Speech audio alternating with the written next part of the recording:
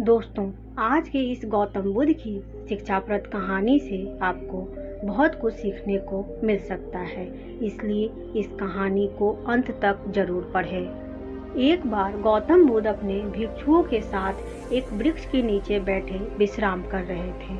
उस वृक्ष की छांव में बुद्ध अपने भिक्षुओं की जिज्ञासा दूर कर रहे थे। बुद्ध के सभी भिक्षु एक एक करके उनसे प्रश्न पूछ रहे थे और गौतम बुद्ध उनके प्रश्नों के उत्तर दे रहे थे। बुद्ध के उन भिक्षुओं में कुछ भिक्षु ऐसे भी थे जो कुछ समय पहले ही संघ से जुड़े हुए थे, जिसके कारण अभी उनके भीतर वह समझ पैदा नहीं हुई थी जो गौतम बुद्ध के प्रवचनों को समझ सके। गर्मियों का समय था, सूरज अपने चरम पर था और चारों ओर धूप ही धूप थी, लेकिन उस वृक्ष के कारण बुद्ध और उनके सभी भिक्षु आराम से छांव में बैठे हुए थे। इतने ही में गौतम बुद्ध के एक भिक्षु की नज़र एक बूढ़े व्यक्ति पर पड़ती है जो उस वृक्ष के पास से ही गुजर रहा था। वह भिक्षु उस बूढ़े व्यक्ति को देखकर अचानक से हंसने लगता है। उस बूढ़े व्यक्ति की उम्र बहुत ज़्यादा हो गई थी, जिसके कारण उसकी कमर मुड़ गई थी। उस बूढ़े व्यक्ति के हाथ में एक डंडा था, जिसका सहारा लेकर वो बूढ़ा व्यक्ति अपनी मंजिल तक पहुंचने का प्रयास कर रहा था। उस बूढ़े व्यक्ति का शरीर केवल हड्डी का ढांचा मात्र था। अपने भिक्षु को हंसते हुए देख बुद्ध उनसे कहते हैं, मत हंसो, क्योंकि जिस व्यक्ति को देखकर तुम अभी हंस रहे हो वो कोई साधारण व्यक्ति नहीं है, बल्कि वह व्यक्ति इसी क्षण तुम्हारे जीवन को रूपांतरित करने की क्षमता रखता है। जो आज तक मैं तुम्हें नहीं सिखा पाया, वह यह बूढ़ा व्यक्ति तुम्हें सिखा रहा है। इसके कारण दी गई सीख को बेकार मत करो।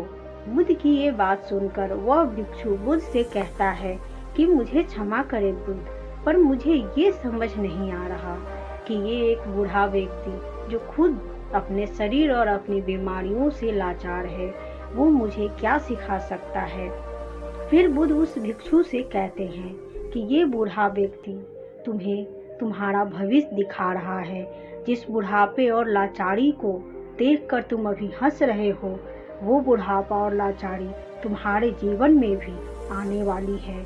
वह बूढ़ा व्यक्ति तुमसे कह रहा है कि अभी समय है इस स्वस्थ शरीर का अच्छे से कर्म करने के लिए उपयोग करो।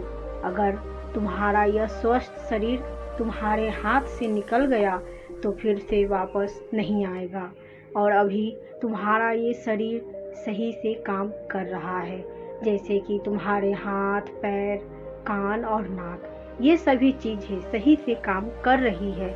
क्या ये एक छोटी बात है? और क्या तुम इसे मामूली सी बात समझ रहे हो? यह घटना कोई साधारण घटना नहीं थी जो अभी तुम्हारे साथ घटी।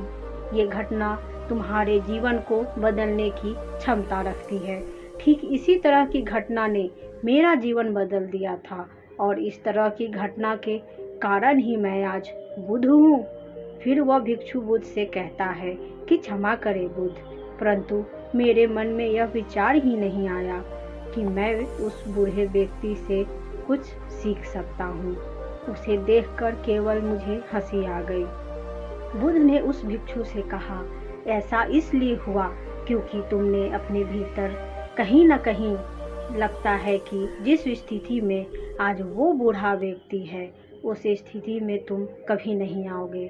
जिस बुढ़ापे का और लाचारी का सामना आज वो बूढ़ा व्यक्ति कर रहा है, तुम्हें लगता है कि उसका सामना तुम कभी नहीं करोगे, इसलिए तुम उस बूढ़े व्यक्ति को देखकर हंस पाए।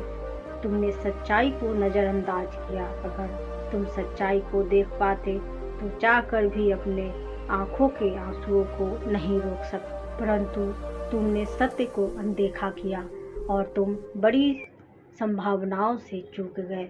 बुद्ध की ये बात सुन वो भिक्षु बुद्ध से क्षमा मांगता है और यह निश्चय करता है कि वह अपने स्वास्थ्य का उपयोग अपने अहंकार को बढ़ाने में नहीं, बल्कि परम सत्य को पाने में करेगा। बुद्ध कहते हैं कि जब तक हमारा स्वास्थ्य ठीक है, तब तक हम सभी को बड़ी से बड़ी समस्याओं से बाहर निकलने में मदद मिलती है। दोस्तों, इसलिए बुद्ध ने कहा है कि हमारा स्वास्थ्य हमारा सबसे बड़ा उपहार है जो हमें इस सृष्टि से मिला हुआ है, इसलिए इसका उपयोग सही से करें। दोस्तों,